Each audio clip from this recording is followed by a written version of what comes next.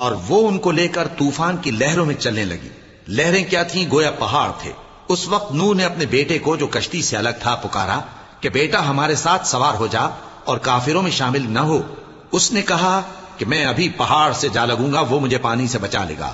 فرمایا کہ آج اللہ کے عذاب سے کوئی بچانے والا نہیں اور نہ کوئی بچ سکتا ہے مگر وہی جس پر اللہ رحم کرے۔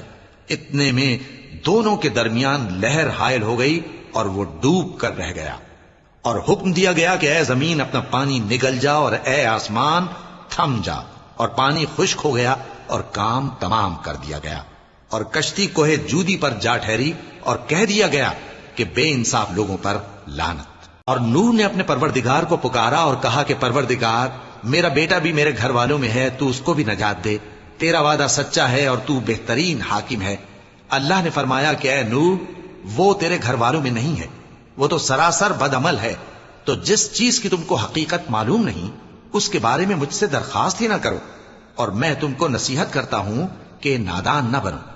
نوح نے کہا پروردگار، میں تجھ سے پناہ مانگتا ہوں کہ ایسی چیز کی تجھ سے درخواست کروں جس کی حقیقت مجھے معلوم نہیں، اور اگر تو مجھے نہیں بخشے گا اور مجھ پر رحم نہیں فرمائے گا تو میں تباہ ہو جاؤں گا۔